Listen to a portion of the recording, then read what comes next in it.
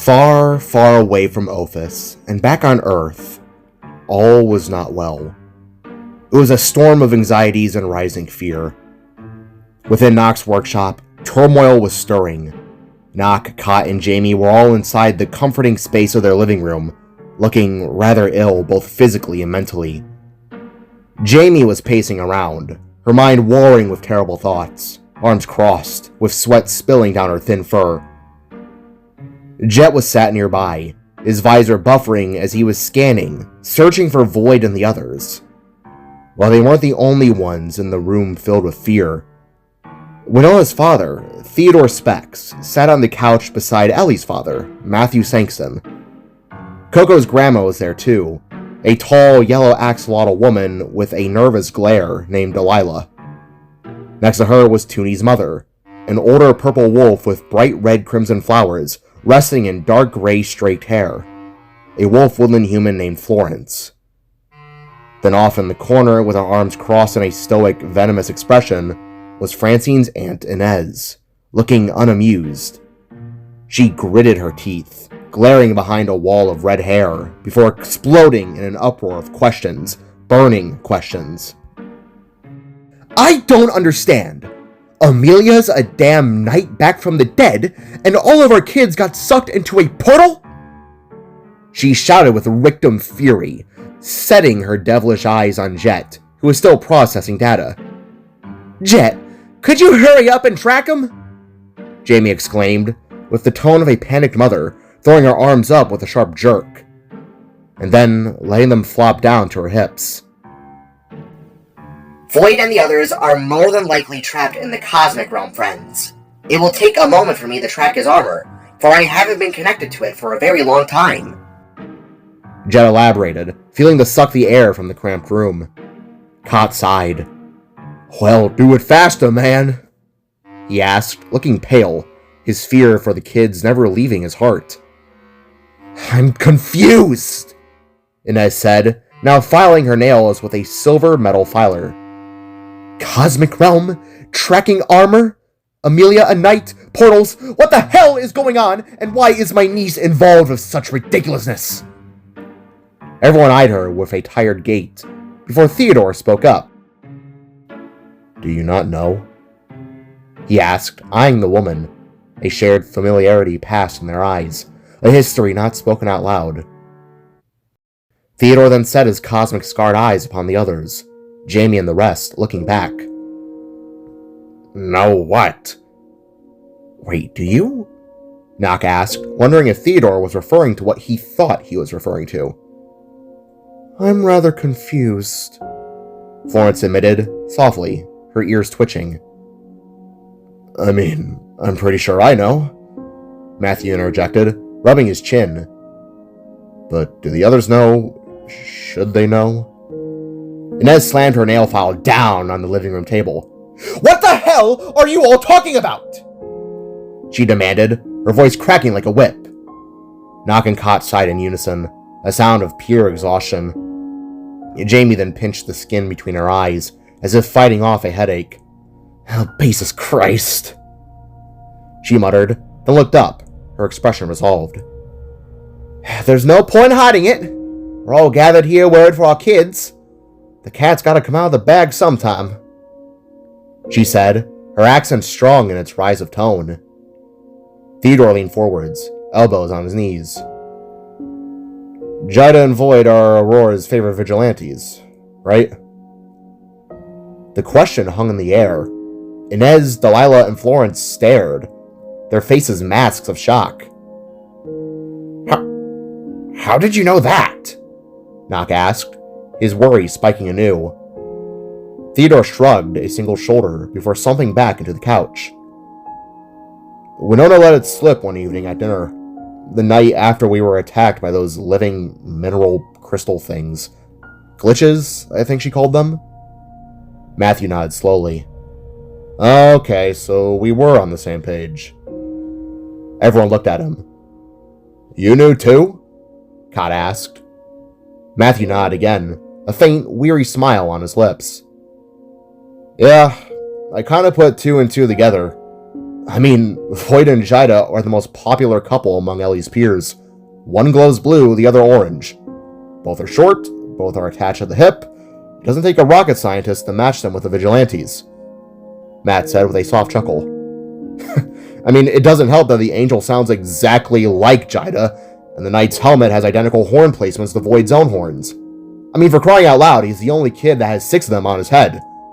I'm actually shocked no one else has connected the dots, the good cop said, leaving the 3 mechanics to think. Wait. You mean to tell me... Florence began, her voice laced with bewildered awe. You mean to tell me that Toonie's best friend, the boy that chews on erasers and watches action movies in my basement, is running around throwing magical stars at people? Florence asked, trying to understand.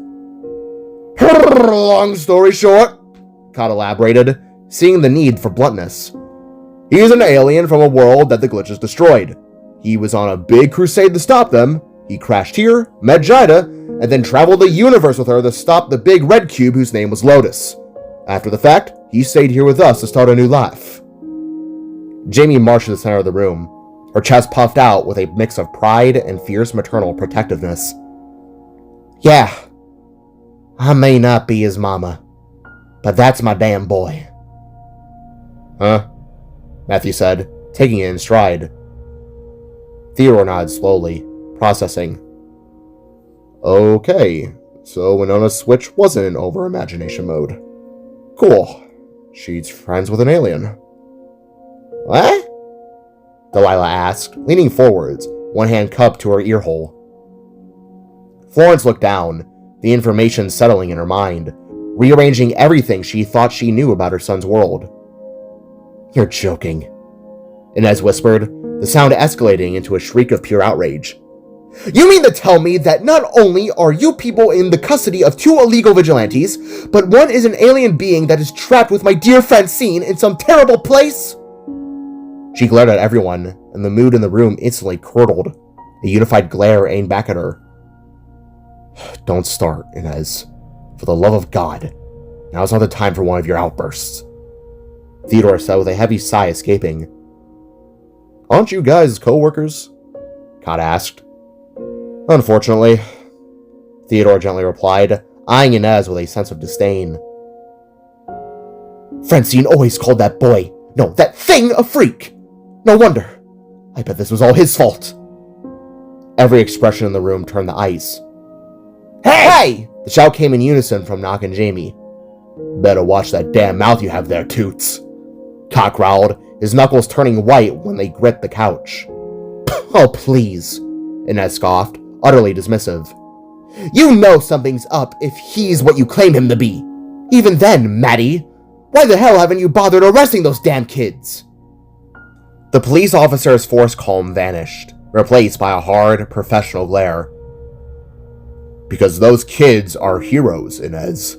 It doesn't matter what Voyd is. He and Jaida saved this city and have brought criminals right to our door. We at the station appreciate them, unlike you and your dinosaur of a friend Mason. Matthew barked, his eyes squinting. Reckless vigilantes with unknown origins and powers. Yeah, real legal that sounds. Inez barked. Jamie stepped forwards, her eyes blazing with a fire that could melt steel. Shut your hole, Inez! She boasted, her every footfall studding as she closed the distance between them. Those 2 are the kindest, sweetest little things that have ever graced our lives. Jaida has protected the city more times than you can say you've had a good date. Jamie spat, making Inez's expression drop. Voyd too! Hell, that boy saved me and Cott's lives! She gestured with a robotic arm. Calm down, ladies, Matthew said, standing up and placing himself as a physical barrier between the 2 women, as Inez and Jamie stood nearly nose to nose, the air crackling with the promise of a fight. Looks like that high school beef is still present, Cott mumbled, rubbing his back, his upside-down head giving an uncomfortable look. But before another word could be exchanged, Jet spoke up, his synthetic voice cutting through the hostility like a knife. I've located them! The room froze, all eyes snapped to the robot. He appears to be moving rather quickly, perhaps on a vehicle of some kind. According to his armor sensors, he's not alone. Perhaps all the other kids are together and well. Florence stepped forwards, a hand to her heart. Oh, thank goodness, she breathed. Then she blinked, looking at Jet with sudden curiosity. Wait, what are you exactly? Jet looked up, rolling forwards on his basketball. I am Jet, once Voyd's personal AI companion, now a free-moving, silent helper bot, he announced, gesturing proudly with his small noodle arms. How do we know it's all of them and Voyd isn't with anyone unfriendly? Nock asked, his mind seeking flaws in the data. That is the problem, Jet conceded. We don't. If we are to reach him, we better be prepared. As he spoke, his hand contorted and shifted, parts whirring and locking into place to form a small, intricate device. Luckily for us, I've taken the time to recreate a realm opener into my systems after Voyd's was destroyed. It is not fully complete, though.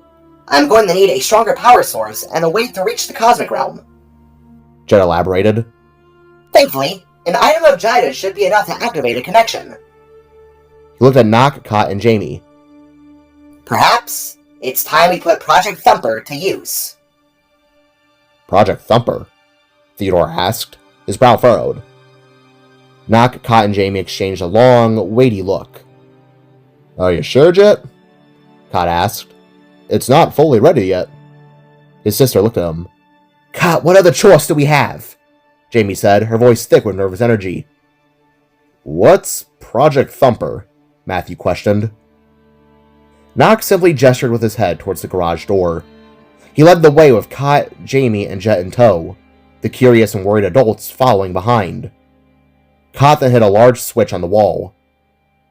With a series of heavy clunks, industrial overhead lights flickered to life, one after another, each one illuminating a new section of the colossal form that dominated the far end of the garage. A collective gasp mingled with disbelief and awe. Before them, in a slumped dormant position, sat a mech suit constructed from salvaged car parts, piping, and technology that looked like a hybrid of so many different sources. The main body was an armored cube, its cockpit visible through a pair of large, yellow-tinted windows. A single train headlight was mounted front and center like a cyclops' eye. The torso was a patchwork of gray steel and blue-painted scrap metal, adorned with weld lines and rivets. It sported two massive rubber-hosed arms, one with a four-fingered, humanoid-designed hand, and the other a giant multi-barreled cannon that was bigger than Jamie's head. Its waist was a mass of exposed wires and thick cables, all feeding down the four powerful, articulated metal legs that ended in massive off-road tires, currently crouched in a waiting, spider-like stance. After Voyd settled down here, Nock began, his voice filled with a mix of pride and hesitation. We offered Jet his own body so he could move freely without being attached to the armor. This eventually spiraled to the idea of a larger body, then to the idea of, well, this. Cott approached, the silent giant, and affectionately tapped his fist against one of the armored shins. It's a work in progress, but she's been in need of a test run. The parents were speechless, staring up at the mechanical titan. If you hook me up to the Thumper, Jet explained, rolling to a stop beside Cott. Its cannon capacitor should be strong enough to withstand and fire a portal into existence, the little robot said, looking at the machine with pride. This is ridiculous, Inez grouched, her arms folded again, though her eyes were wide as she took in the machine. Her complaint was cut short as Jamie shoved a heavy bag of welding tools into her arms. Either yap, Jamie stated, her voice low and deadly serious, or help us get this thing ready. Our babies are on the line.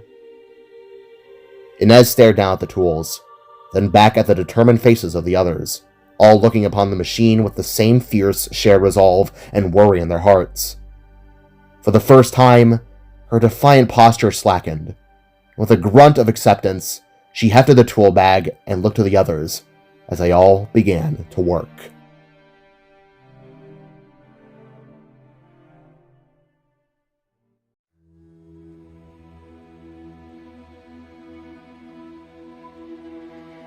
The Caddyshacky rumbled steadily across the vast expanse of a sickly yellow field. its wooden frame groaning softly beneath the weight of its passengers and the strange, shifting energies of the cosmic realm. The stars in the sky casted glares of light through the windows, illuminating the legends within. Jaida's fingers danced over strings of pure cosmic energy, strumming a soft melody of the guitar she had conjured from her power. The song was melancholic, a quiet tune that seemed to ripple through the cabin like a distant whisper. Nearby, Meowcary stood between two couches where Voyd and Toonie lay sprawled. He then clapped Toonie on the shoulder. "Toonie, you're definitely okay. Despite the physical changes, you're in perfect health." Toonie flexed an arm and sat upright with a grunt. Meowcary's expression then darkened as he turned to Voyd, who lay motionless, his skin tinged a sickly bluish green. His veins pulsed beneath his flesh, glowing a ghastly teal. "As for you, Voydy, I don't know ye." Voyd exhaled sharply, forcing himself upright. He moved sluggishly, as if gravity had doubled its pull on him.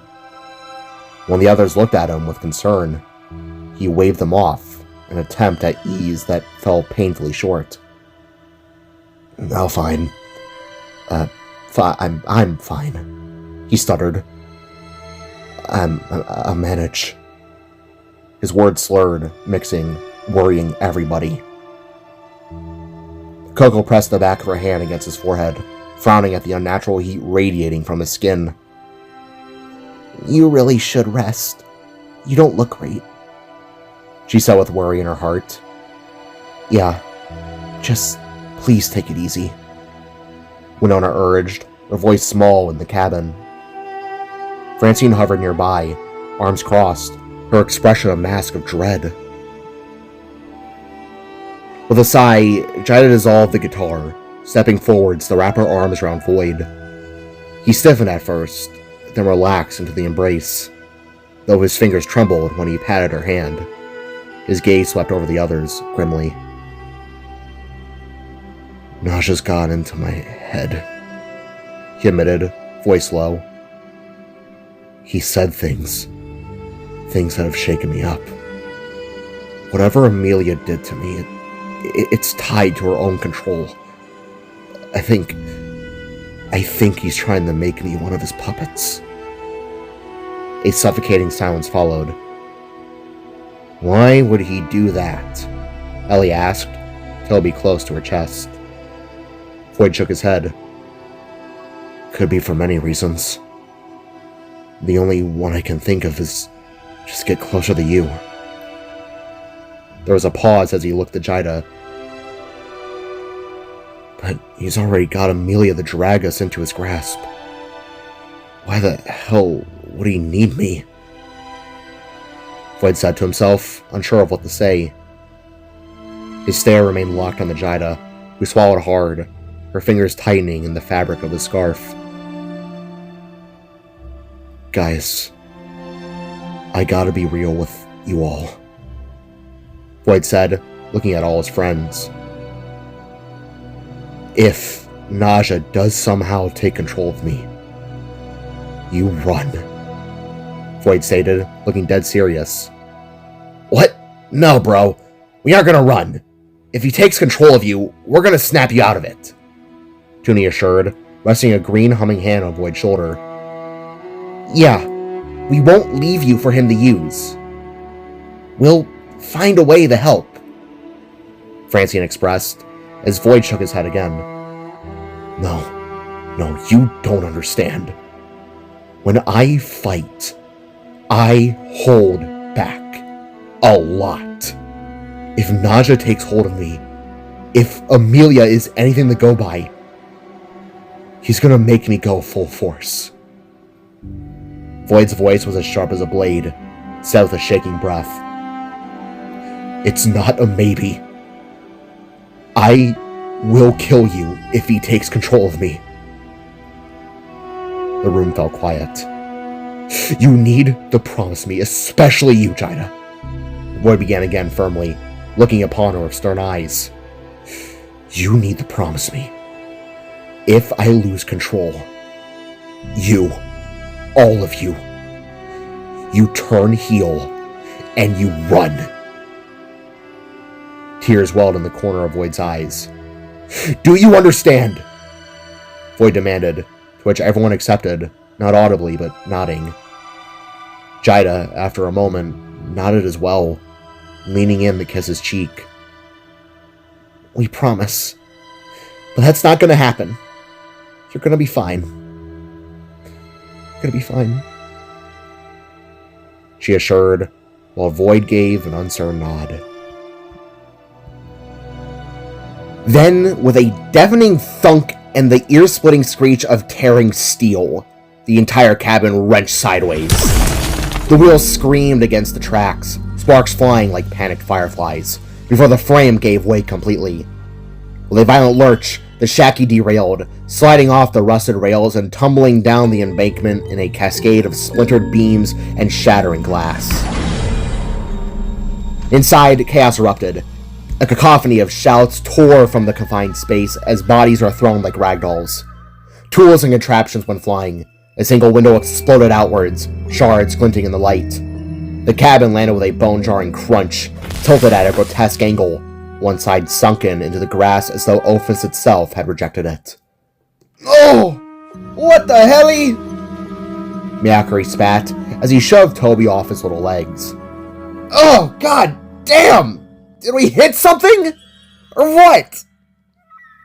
Ellie demanded, scrambling to her feet, her voice sharp with adrenaline. She grabbed her bat, hands trembling only slightly as she used it to push herself up. Voyd and the others rose as well, groggy and hurt. Miakari, already pushing through the debris, scrambled towards the door. I'm checking it! He called, wrenching the wooden slab open. Outside, the silence was eerie. The wind had died, the trees stood still, and then a harsh shout tore from Miakari's throat. The swivelly! It's broken! He roared, crouching beside the mangled undercarriage. And the axle! It snapped clean offy! Went off the rails completely! His paws scraped helplessly at the twisted metal, his smile flipped upside down. One by one, the others scrambled out, examining the wreck. Oh, well, that's just great, Ellie huffed, tired from everything that had happened up to this point. Jaida knelt beside Miakari, her voice low but firm. Hey, don't worry. Me and Voyd can soulbind it back together. But Voyd only stared at his hands, trembling slightly. I'm not sure, Freckles, he whispered. We gotta save as much of that power as we can for your mom. You never know when she'll show back up. He paused, his voice cracking. And if worse comes to worse, we might need it for myself. A heavy silence settled over the group. Then Miakari exhaled sharply, standing tall. I can fixie it, he said, more to himself than anyone else. It'll just take some timey. Coco, who had been scanning the field beyond the wreckage, suddenly froze. She turned, eyes wide, arm outstretched. Hey, maybe we don't have to fix it alone. Her voice trembled with a mix of awe and disbelief. Look! Everyone turned. Before them, stretching across a wide, overgrown meadow, lay a landscape of junk inventions. Scattered like forgotten soldiers were half-built flying machines with feathered wings and brass propellers, carriages made of dark wood and gold, their wheels spinning lazily in the wind. Gears, wires, and strange tools lay in chaotic piles, as if a storm had scattered an inventor's workshop across the land. And beyond it all, rising like a sentinel, stood a towering lighthouse. It was ancient and magnificent, built from weathered bronze and burnished gold. Its structure was scarred by time, but defiant in its stance. It stood at the edge of a vast, glassy blue lake, its surface shimmering with unnatural light, cosmic, swirling hues of silver dancing beneath the water's surface, as though the stars themselves had drowned and were now struggling to swim.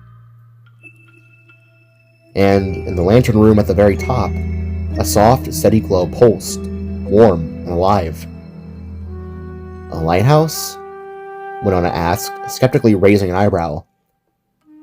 You want us to walk into some random old lighthouse and risk getting attacked by a wraith?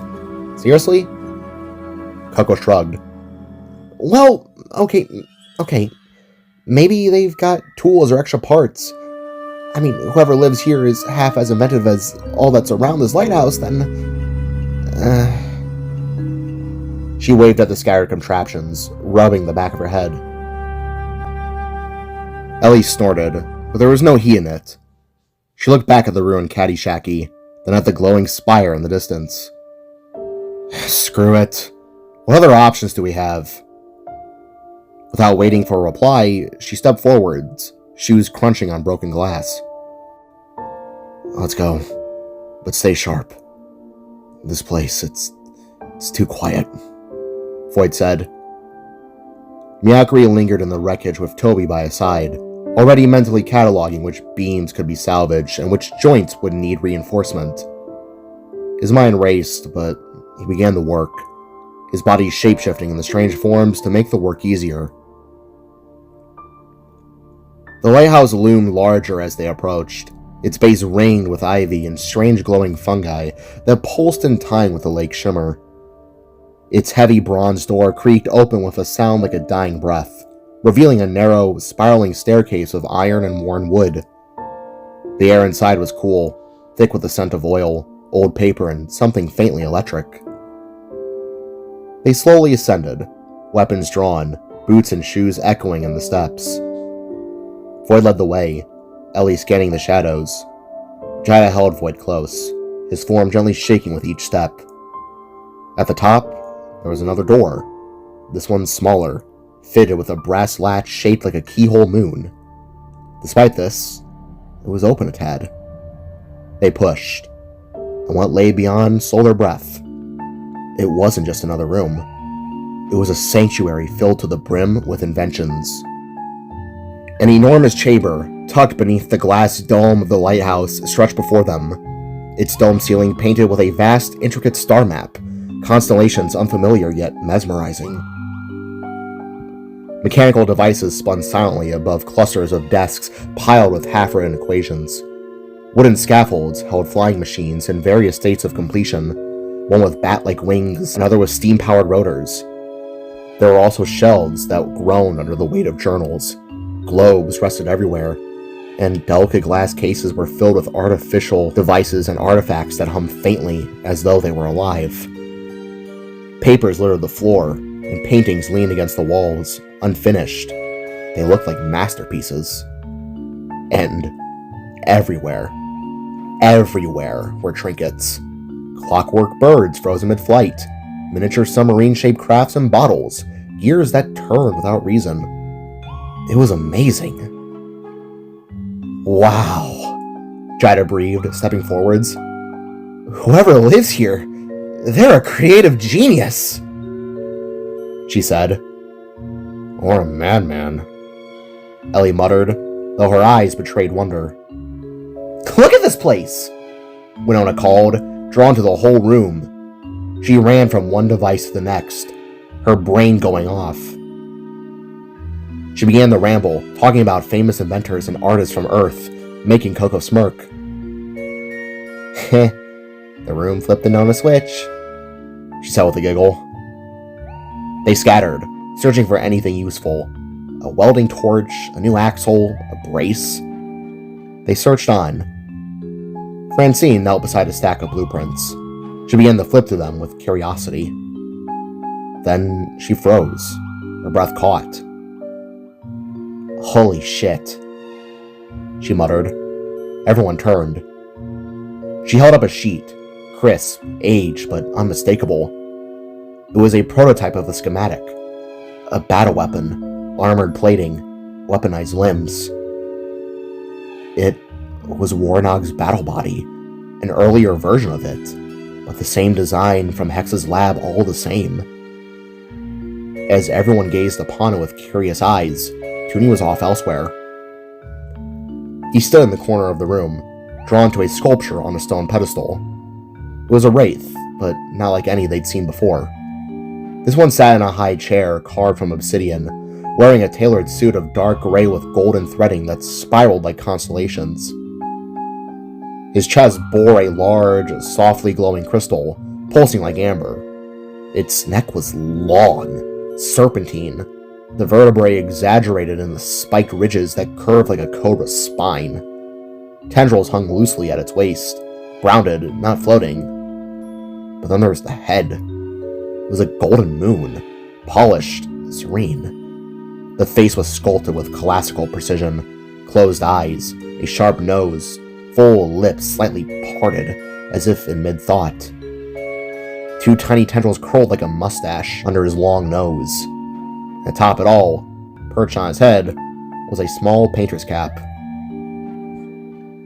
Huh, Junie said, stepping closer. This guy, or girl, whoever made this, captures realism scarily well. He reached out, curiosity overriding caution. Kind of feels like stone, but... His fingers pressed gently into the wraith's torso. They sank in. Soft. Warm. Junie froze. His breath hitched. Slowly, he looked back up at the statue's face, or what he thought was a statue. Its eyes. They were open, and fixed directly on him. It wasn't a statue. It was real. Oh, gotcha! The wraith bellowed, his voice like grinding stone as he lunged from the stand. Before anyone could react, one of his writhing tendrils lashed out, coiling around Junie's throat like an anaconda's grip. The boy gasped, his body suddenly alight with crackling cosmic energy before he was flung backwards, straight into a wooden table.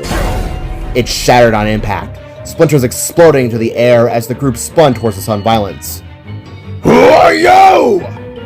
The wraith snarled, slithering forward on his massive tendrils, like some grotesque serpent. He didn't float, he moved with an unnatural grace. The others stumbled back in shock, wide-eyed. Coco let out a small, terrified shout. But despite his fearsome attitude, the wraith's expression wasn't one of rage. Instead, confusion and fear twisted his sunken features. Answer me, you sneaking vermins! He demanded, though he made no move to draw a weapon. His very presence was a threat on its own. Junie groaned from the wreckage of the table, his wounds already knitting back together with unnatural speed. Whoa, whoa, whoa, whoa, easy! We don't want trouble! Jaida called out, throwing her hands up in surrender. The wraith's mustache twitched in response, his glowing eyes narrowing. No trouble? He echoed, his voice dripping with skepticism. You barged into my bloody lighthouse with the light on! Why you? His rant was cut short when one of his tendrils snagged on a half-built contraption lying haphazardly on the floor. He let out a yelp as he crashed face first into a pile of books and scattered mechanical parts. Oh, bollocks, Earth! Damn these useless neural legs! He spat, flailing awkwardly as he tried to right himself. The others watched, stunned, as the terrifying alien they had feared just moments ago now resembled nothing more than an irritated, tangled octopus. Winona was the first to speak up after this. Hey, whoa, look, we're sorry, she said quickly, glancing at Francine, who clung to her arm. We were just trying to find parts to repair our vehicle. The wraith finally managed to untangle himself and rose to his full height again, dusting off his tattered coat with a huff. What's your name, sir? Coco pressed cautiously. We really don't want trouble. The wraith paused, his glowing eyes flickering between them before suddenly pounding a golden fist against his chest. My name? He barked, the rasp in his voice giving way to something almost theatrical. I am Ulysses, the third child of Father Nausea. The proclamation struck them like a lightning bolt, until he deflated almost immediately. Or at least that's what I would say with pride, if I hadn't decided to detach myself from that wretched slug. He bent down, gathering his scattered books and stacking them with surprising care. The group exchanged bewildered glances. Detached? Francine asked, uncertainly. Ulysses snorted, gesturing vaguely at the mess around him. Detached indeed, cherryhead. I was never one for father's ambitions. Didn't care to rule a house. One all can stay in that frozen amber for all I care. His voice was thick with disdain, but there was something tired beneath it, something weary. Then his sharp gaze flicked back to them, scrutinizing. Who are you, lads? Where are your parents? He crouched slightly, as if expecting them to bolt like frightened rabbits. Jaida then stepped forwards. My name is Jaida Woods, and these are my... Before she could finish, Ulysses abruptly leaned in, his golden moon-designed face inches from hers. His voice dropped to a low, ominous murmur. The chosen one! Warnog's desired vessel! His clawed fingers scratched against his chin. I sense my two brothers in that cursed soul of yours. Not my sisters, no. He strained again, with a dismissive wave. Can't say I'm surprised. They're more docile than the others. But my brothers, oh, they had it coming, the sickos. Winona frowned, stepping closer.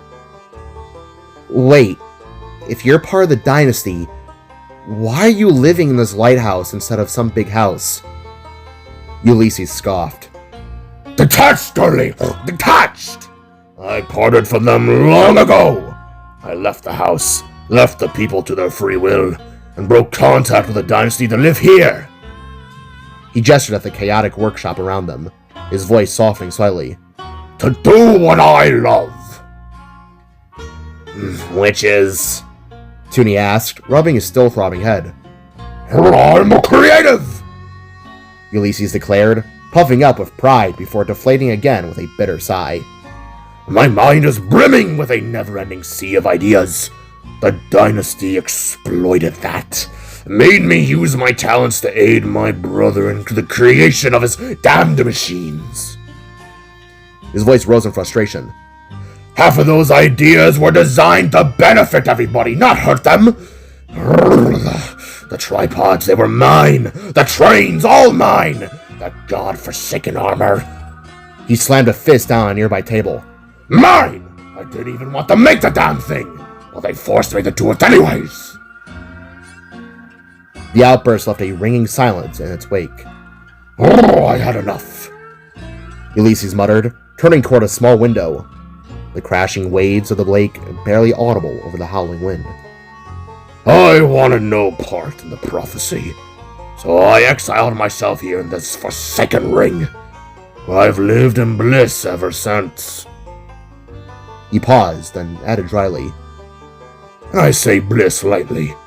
My true desire, his voice grew, to explore the cosmic realm, to show off my work, become a renowned creative. But like the rest of Ophis, I'm trapped in this damn place. His sharp golden hands clenched. My father, the bigot that he is, has an iron grip on this island. He's the voice of Warnog. As long as he remains in charge, no one is leaving this god-forsaken rock. Jaida stepped forwards again, determination hardening her features. We're going to stop him, and we're going to free everyone. That includes you. Ulysses regarded her for a long moment, before uttering a chuckle. I'll believe it when I see it. Nausea's a deadly force. During the Great War, he fought the Red Death one-on-one.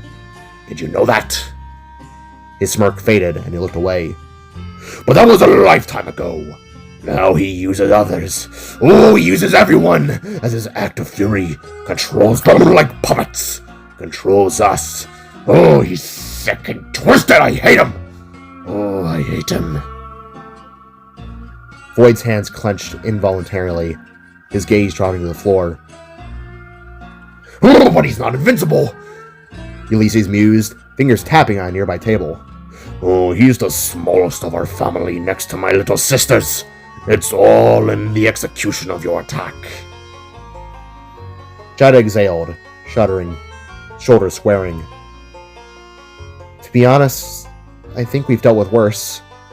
We plan to make it out alive. That's one thing I know for certain.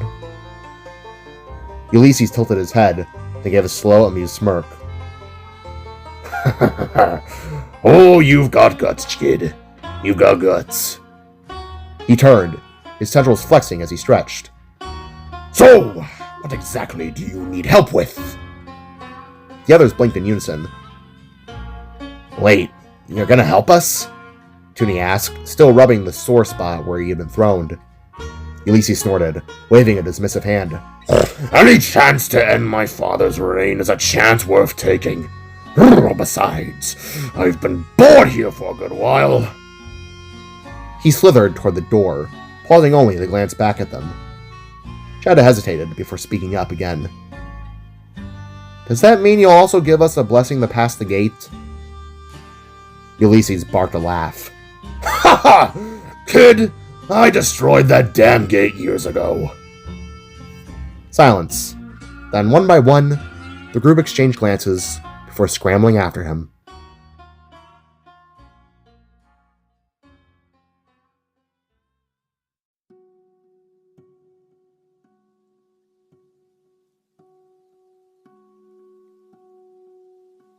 Back outside, Meowcry and now Ulysses worked on the Shacky.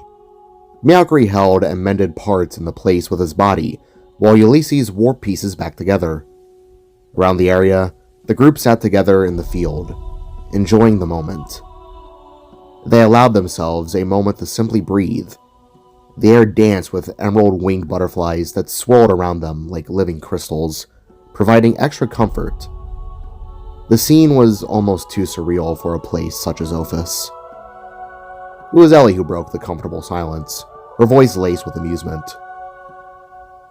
So, who would have thought this would ever see the light of day? She gestured with her chin towards Winona and Francine, who sat shoulder to shoulder, their postures relaxed in a way that was unnatural for everyone. Both girls smiled, a little bashful, and looked away from one another. For real. Coco chimed in, her tone blunt but not unkind. Out of everything I expected to come out of this, I thought one of you would have killed the other by now. A ripple of soft, weary chuckles moved through the group. Nearby, Toonie sat cross-legged, concentrating. Between his palms, cosmic energy swirled and coalesced, forming tiny, winking starlights and bizarre, beautiful bubbles of dark matter that absorbed the light around them. I always had a hunch it would happen somehow, he said without looking up. So much for moving on, huh, Win-Win? Winona shook her head, though the smile never left her face. Dude, I was struggling. Cut me some slack. They all chuckled again, the sound gentle in the air. Well, I guess since we're on topic, I should bring this up, Ellie said, her voice taking on an excited flair. She raised intertwined hands, holding Coco's firmly. Guess who's got a date? She finished with a triumphant smirk. Ellie, Coco replied, her cheeks flushing a deep crimson, though she made no move to pull her hand away. The group's smile widened. No way. You guys are actually committing? About time. Voyd said, his usual broad voice faded to a weak, thin tone, though he managed the words all the same. The shift was very, very noticeable. Every head turned his way, the joy of the moment dimmed by the evident strain on his face. Hey, you good? Toonie asked, his cosmic display snuffing out as he reached a concerned hand towards his friend. Voyd nodded softly, a gesture that seemed to cost him effort. I'm fine. Jaida, however, was already moving, her expression shifting from softness to a sharp assessment. She shook her head. No, you're not. She reached out, her fingers hovering over his chest. Without warning, she performed a swift, precise maneuver. A pulse of violet light erupted from Voyd's heart, a stark amethyst flash that momentarily seemed to dim the sickly, possessive green glow that had taken root within him. He gasped, a full-body shudder racking his frame. Jaida! he choked out, more in surprise than pain. Her eyes glared at him, fierce with protective anger. We gotta preserve that for Amelia, he snapped, though the sigh that followed was heavy with exasperation and fear. I know. I only gave you a small boost. You were looking more green than usual, Jaida replied. The weight of the group's collective worry settled heavily on Voyd as he leaned back, looking healthier for the moment. I'm fine for the time being, he insisted, his voice a little stronger but still strained. I'll manage. I've been through worse, he stated. What could possibly be worse than getting possessed? Ellie asked, the bravado momentarily gone from her voice, replaced by a concerned curiosity. Voyd eyed her. For a second, old pain flickered in his gaze. Jumping from planet to planet alone as a child to fight monsters that are 4 times your size. Ellie opened her mouth, raised a finger to object, then slowly lowered it, humbled. Never mind, she muttered. Toonie looked from them, and then to the water before suggesting something. Something to break the tension. Hey, we've got some time to kill, Toonie stated as he peeled off his coat in one fluid motion, letting it fall carelessly onto the ground, followed by his green undershirt. Bare-chested now, he stretched, muscles shifting beneath his fur. I think I'm gonna take a swim in the lake over there. Would anyone care to join? He then took off his shoes, kicking one over towards Voyd, the item bouncing off his snowball the head. Coco shifted where she sat, hugging her knees to her chest, her expression flickering between curiosity and hesitation, her wide eyes scanning the water like it might swallow her whole. Then Voyd stood, rubbing the side of his head as well as the fear from his tone. You know what? He said, already unclasping the heavy armored plates from his chest. Why not? One by one, the metal plates hit the ground. He then shed his blue undershirt, revealing a torso lean and scarred, not bulky, but honed, like an athlete's. He stood in just his pants, the starlight catching the definition of his abs and the slope of his shoulders. A collective intake of breath rippled through the girls. Jaida's lips parted slightly as she gazed at Voyd. Winona blushed, adjusting her glasses, then quickly looked away. Ellie and Coco awkwardly averted their eyes. Even Francine's cheeks warmed to a cherry red shade. You ladies gonna come with us, or are you gonna act like we didn't catch you just staring? Voyd asked, that soft smirk tugging at his lips once again. Jaida answered without hesitation. Yeah, I'll join, she said, already warping off her poncho and lower skirt flaps, tossing it into a heap. When only her shirt and dark purple leggings remained, she reached up and pulled the tie from her hair. A cascade of orange waves tumbled free, spilling over her shoulders. I could use a bath of any sort. I'm caked in mud, she murmured, more to herself than anyone else, rubbing her temples as though the weight of everything had finally caught up to her. Coco fidgeted. I'll just kick my feet in the water, she said, her voice small. Ellie stood then, shrugging off her jacket and pulling her hat from her head. Or, she said, planting her hands on her hips, I could try and teach you to swim. Her grin was bright, teasing, but beneath it was sincerity. Coco paused and swallowed. She looked at the water, then looked at Ellie. Then, with a tiny nod, she answered. Sure.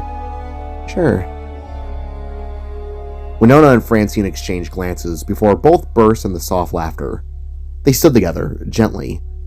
Francine slipped off her outer blue-collar shirt, revealing a simple white tank underneath, then kicked off her now-worn dance shoes. Winona simply removed her glasses and shoes, folding the spectacles with care and placing them beside her satchel. And just like that, they all began the move, all down a gentle slope towards the water's edge. The The lake embraced them as they entered, warm in a way no one expected. Not cold, not hot, but like slipping into a warm bath.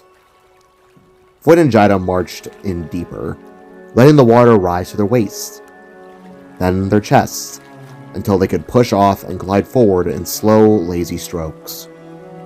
Toonie, Winona, and Francine stayed close to them, bobbing just enough to keep their heads above the surface, arms drifting in the self-made current. Ellie and Coco remained near the shore, the water barely reaching Coco's shoulders. She clung to Ellie's arm, fingers tense, her eyes wide as they darted past her legs. But Ellie was patient, murmuring encouragement. "See? You're doing great. Just relax. The water's holding you." Ellie held Coco up then, as she gently began to paddle, her webbed hands going forward and back as they inched deeper and deeper. One arm after the other. Deep breaths. "See?" Ellie asked, as Coco followed her instructions. It wasn't pretty, but Coco stayed above the water, not realizing Ellie had let go of her. "There you go," Ellie said, staying close. Coco began to chuckle, surprised even with herself. In the midst of it all, a sense of true peace arose. Winona tilted her head back, letting the water cradle her, her gold blonde hair fanning out beneath her like squid's arms. "This is nice," she said, voice barely above a whisper, eyes half open. "Nice," Francine scoffed playfully, floating on her back now, arms spread wide. She gazed up at the sky, at the many stars above. "You kidding? This is the best I've felt in like..." She trailed off, a sigh of relief escaping her. "Like... years." A hush fell. Jaida mirrored her, floating beside her, staring upwards. "Must feel good, I bet," she said softly. "Leaving the past behind, to let it die, to bloom anew." Francine didn't answer right away. Her chest rose and fell with the gentle swell of the lake. "Yeah," she finally admitted. "Although, I just don't know how I'll do things going forward. How do I actually reverse my image at school? How do I actually turn that crowd away? How do I..." Her voice cracked slightly, just once. Then Toonie spoke, calm. "Listen, Francine, you don't gotta worry about everything right now. The most important thing is taking the baby steps." He floated on his back now too, arms behind his head. "We still have got a whole summer ahead of us. Just stick with the group, and you'll figure it out in due time. What's important is that you've opened your eyes. Just live a little." Voyd nodded, treading water nearby. "Yeah, exactly. We always get up to some harmless mischief, living the teen life, real life, instead of that fancy, polished one you surely do have. That'll shape you more than any lecture ever could. You'll find your new footing soon enough." Winona smiled and turned, gently resting her head on Francine's shoulder. "Yeah, just... She couldn't find the words, but the warmth of her presence said enough. Slowly, Francine lowered her head back into the water, releasing a long, relaxed sigh. But the moment didn't last, because Ellie suddenly surged forwards, Coco shrieking as she clung to her back like a startled koala. With a powerful slap, Ellie launched a wave of water straight at the floating group. Enough of this sappy crap," she barked, grinning like a madwoman. "Let's have some fun while we have the chance." And just like that, chaos erupted. Splashes exploded in every direction. Toonie retaliated with a splash so dramatic it sent waves crashing over Winona, who shrieked and retaliated by dunking him down without mercy. Francine and Jaida teamed up, flicking water at Voyd, who howled and dove under, coming up behind Jaida to pull her into a playful headlock. They wrestled, laughing, kicking up ripples that shimmered in the starlight. They climbed onto each other's shoulders, toppling into the water in breathless heaps. They swam in pairs, arms linked, diving under together to feel the cool brush of alien fish against their toes, the mud shifting beneath their feet. In the middle of it all, Jaida broke away, swimming toward Voyd with a quiet smirk. He turned just in time to see her glide up. Then, without a word, she wrapped her arms around his neck and her legs around his waist, anchoring herself to him. He laughed, surprised, but didn't resist. Instead, he slowly let the water carry them, drifting slowly, gently, as she nuzzled her face against his. He nuzzled back, cheek to cheek. "What's going on you, all clingy?" Voyd asked, voice low. She pulled back just enough to look at him, her eyes searching. "You're really asking me that?" she questioned, voice soft but edged with something tender. He smiled, then tilted backwards, letting himself float. And she floated with him, now lying atop him. They gazed into each other's eyes, the world narrowing just to this: the water, the sky, the rise and fall of their shared breath. "When this is all over," she whispered, "what would you like to do when we get home?" Voyd was quiet for a long moment, watching the clouds drift. "Perform at Forest Fest," he said finally, "and then sleep. Sleep for a long time." Jaida smiled. "Doesn't sound too shabby." They stayed like that, suspended, between water and sky, till Voyd closed his eyes. He didn't know if he fell asleep, or if his mind had simply wandered into the half-world between dreams and waking. But then, he began to see images. An abyss, darkness, then seeing through someone else's eyes. A flash, of you submerged in a tube of glowing green liquid. Lungs burning, a metal fist slamming against glass. A blurred figure floating before him, cloaked, wearing a top hat that cast long, jagged shadows. Whispers, voices layered like echoes in a cave, speaking words he couldn't understand, couldn't escape. Metal legs on its knees, a scream that wasn't his. Then nothing. Voyd jolted upright, or tried to, snapping his eyes open, gasping. "Whoa!" Jaida cried, startled. "You okay, Blue?" He blinked, disoriented. He breathed. Yeah, I guess." She studied him, concern flickering in her gaze, but then trusting him. She leaned in again, resting her head on his shoulder, letting the silence return. Voyd wrapped his arms around her, gently sighing as the others carried on. "I'm doing it! I'm doing it!" Coco cried from afar, swimming awkwardly, like a little kid in water for the first time. The others cheered to this, but the couple remained in place. No words were shared, just silent love and the hope that all would be okay. And then, the moment was severed by a voice calling from the shack. "Hey, the shacky is fixed. Let's move." Miakri announced, wiping his paws on Ulysses, forcing the wraith to flick him off. "Oh, that was fast," Francine said, the first to rise from the water. Everyone looked to each other, then sighed, knowing that the fun had come to an end. It was back to business. They all swam to the shore, getting out one by one, soaked. Jaida, with a burst of warmth from her hair, dried everyone instantaneously. Toonie instantly looked like he had been blown dried. His fur was fluffed up and poofy. Everyone chuckled gently as he shook, setting it back to normal. With a warp, Jaida got everyone's clothes back on. "Thanks, Jai," Ellie said, as they all made their way back to the repaired shacky. "Thanks for the help, Ulysses," Jaida said, as the group began to file inside. "Is there anything we can do in return? Anything at all?" The wraith shook his head, his expression unreadable. "Just bring my half-assed, witless father down," was all he said, before nodding and turning back for his lighthouse. "Would you like to join us?" Ellie called out, pausing at the doorway. "We could use your skills." Ulysses stopped, but did not fully turn. He merely looked over his shoulder, his profile sharp against the yellow land. "I'm an artist, not a fighter. Be well." And with that, he turned and slithered calmly back towards his lighthouse, leaving them to their fate. Before anyone could process the offer or its refusal, Meowcry returned upstairs.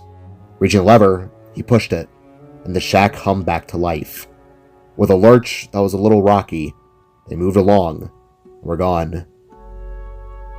Jaida and Voyd lingered for one last moment on the porch. They said nothing. They simply looked at one another, a universe of fear, hope, and unshakable resolve passing between them in the silence. Together, they turned and passed on through, knowing there was one last house before Naja's to pass.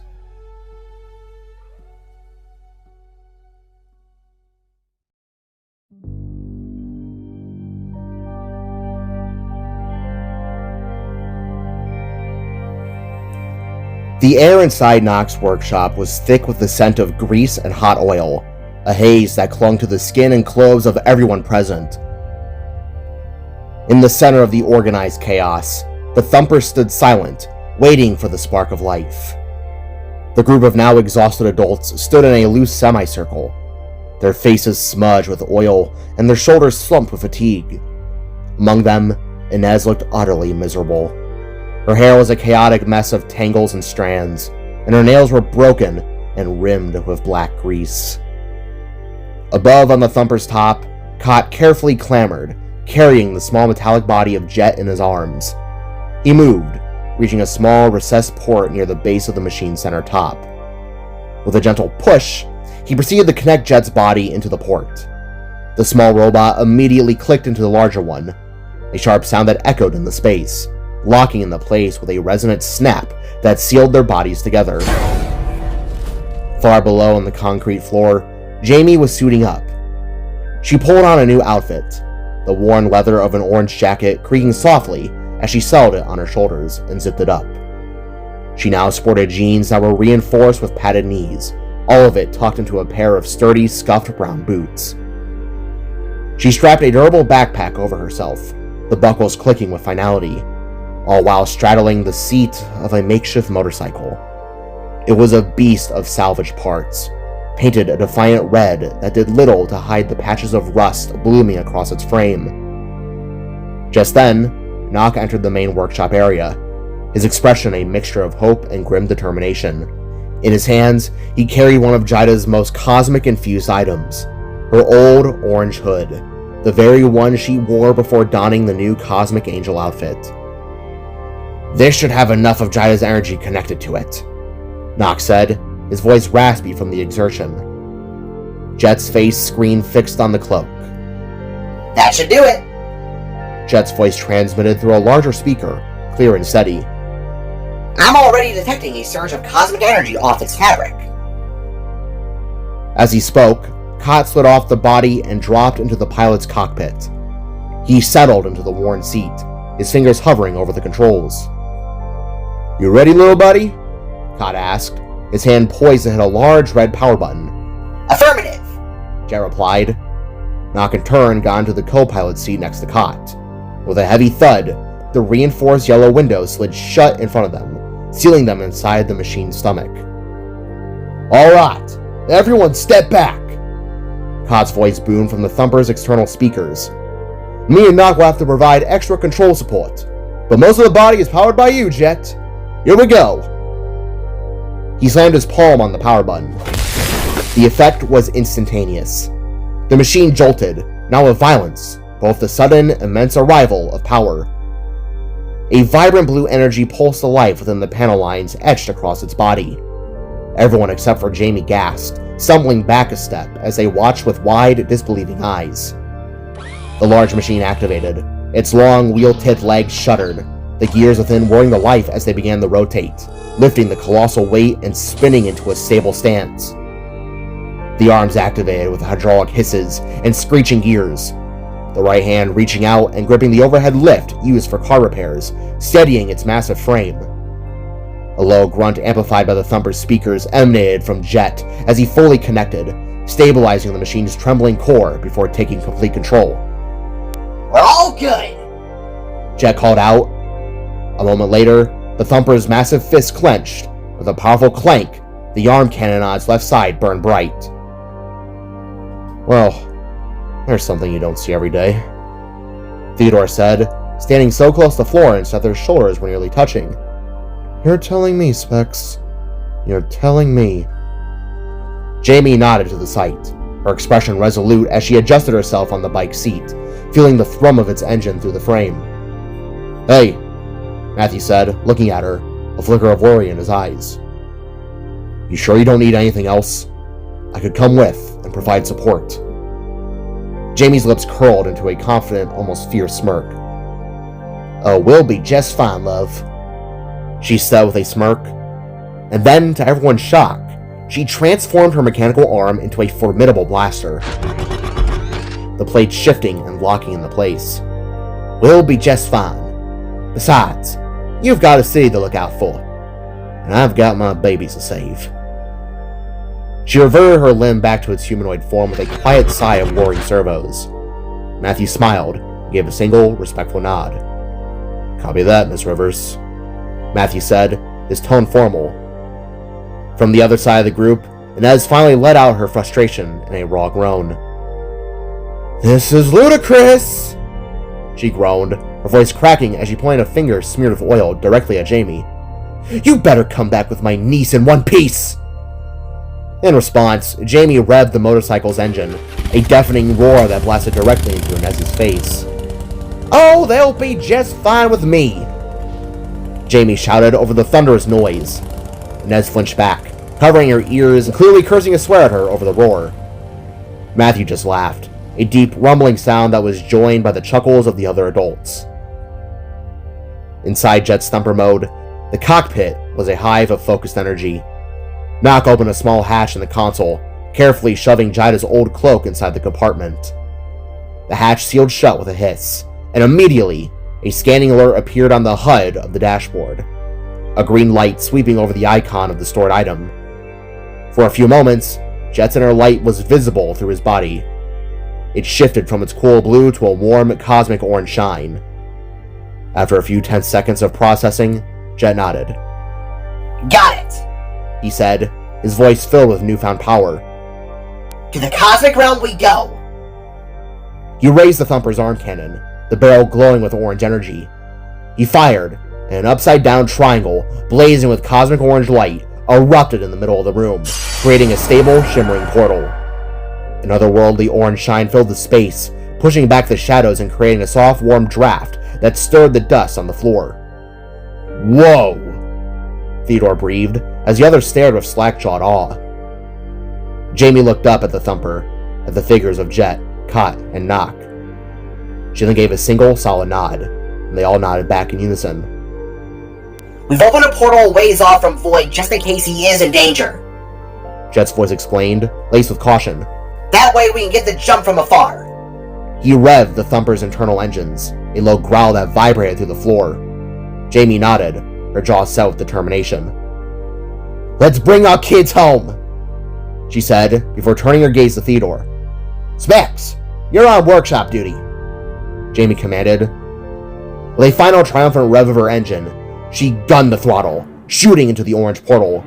The thumper rolled close behind, its massive wheels crouched on the concrete as it disappeared into the shimmering void.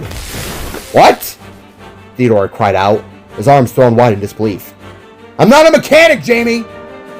he shouted, but his words echoed in an empty room. They were gone. With a burst of crackling energy, Jamie, along with Knock and Kot inside Jet, landed within Ophis. The transition was jarring, the smell of alien flora instantly replacing the scent of grease. They had entered the sprawling, endless field of vibrant yellow grass. They all glared ahead, their expressions hardening as Jet led the way, his systems locked onto the signature of Voyd's location. They didn't take the time to take in the realm's breathtaking sights. They had a mission at hand. They revved their engines, the sounds a counterpoint to the strange silence of the field, blasting down the yellow expanse and heading after the Aurora Legends.